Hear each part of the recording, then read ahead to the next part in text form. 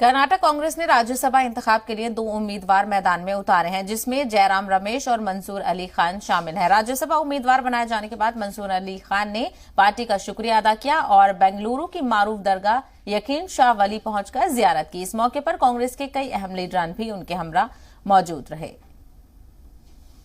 मैं हजरत यकीन शाह वली के दरबार में आया हूं क्योंकि मुझे राज्यसभा का नॉमिनी बनाया गया है कांग्रेस पार्टी से।